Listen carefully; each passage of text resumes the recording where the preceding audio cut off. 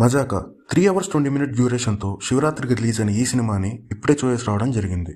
Movie ఎలా ఉందో తెలుసుకుపోయే ముందు ఇప్పటివరకు ఎవరైనా ఈ వీడియోని లైక్ చేయకపోతే వెంటనే లైక్ చేయండి. ఇక స్టోరీ విషయానికి వస్తే రమణ సింగిల్ ఫాదర్, అతని కొడుకు కృష్ణ, అదేనండి మన హీరో. ఇక్కడ మ్యాటర్ ఏంటంటే ఇద్దరు వేరే వేరే అమ్మాయిల్ని లవ్ చేస్తారు. ఆ ఇద్దరు అమ్మాయిలు అంటే యశోద అండ్ మీరా రిలేటివ్స్ అవుతారు. వాళ్ళ రిలేషన్ ఏంటి, రమణ అండ్ కృష్ణ వాళ్ళ లవ్ కోసం ఏం చేశారు అనేది remaining part of the film. ముందుగా ప్లస్ పాయింట్స్ మాట్లాడుకుందాం. ఫస్ట్ వచ్చేసి డైరెక్టర్ త్రినాథరావు నక్కిన. ఈయన తీసిన ప్రతి సినిమా నాకు చాలా ఇష్టం. ఎగ్జాంపుల్ నేను లోకల్, ధమాకా, సినిమా చూపిస్తామామా, ప్రియతమా నివచ్చట కుశలమా. ఇక ఈ మూవీ విషయానికి వస్తే ఫాదర్ అండ్ సన్ కెమిస్ట్రీ చాలా బాగా వర్కౌట్ చేపించారు. స్టోరీ కొంచెం ప్రిడిక్టబుల్గా ఉన్నా కూడా సినిమా లాగ్ అనిపించకుండా తన టేకింగ్తో మేనేజ్ చేయగలిగారు. Performance wise Rao Ramesh garu, Sandeep Kishan garu, Muralikrishna garu, remaining 2 heroines వీళ్ళు మెయిన్ క్యారెక్టర్. సినిమాకి చేయగలిగిన న్యాయం చేశారనే చెప్పాలి.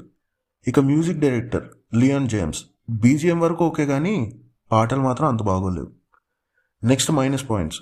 ఫస్ట్ హాఫ్ చూసి ఇక భారీ హిట్ కొట్టేసిన సినిమా అని ఇంటర్వెల్కి వెళ్ళొచ్చేలోపు సెకండ్ హాఫ్లో ఉన్న రైటింగ్స్, క్యారెక్టరైజేషన్, స్టోరీ కాస్త డిసప్పాయింట్ చేస్తుంది. ఇక నెక్స్ట్ వచ్చేసి రావు రమేష్ గారి పక్కన చేసిన హీరోయిన్కి రీతు వర్మకి ఏజ్ డిఫరెన్స్ అనేది కొట్టొచ్చినట్టు కనపడుతుంది. వాళ్ళిద్దరు ఎలా ఉంటారంటే అక్కా చెల్లెల్లాగా ఉంటారు. ఇక్కడ వీళ్ళేమో father and son, age difference క్లియర్గా కనపడుతుంది. మేబీ రావు రమేష్ గారి ప్లేస్లో జగపతి బాబుని పెట్టుంటే మాత్రం జనాలు యాక్సెప్ట్ చేసేవాళ్ళేమో.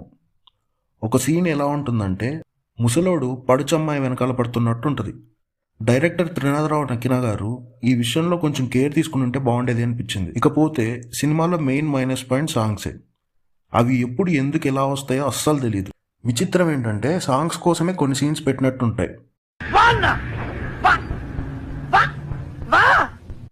ఇక నెక్స్ట్ వచ్చేసి జబర్దస్త్ కామెడీ.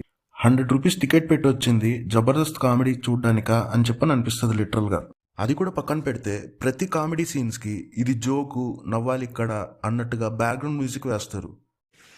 ఇది టూ మచ్, ఇది టూ మచ్.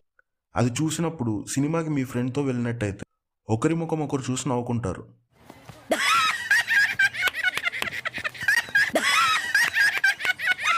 యాక్చువల్గా డ్యాన్సులు కూడా అంతగా ఏముండవు, సింపుల్ స్టెప్సే.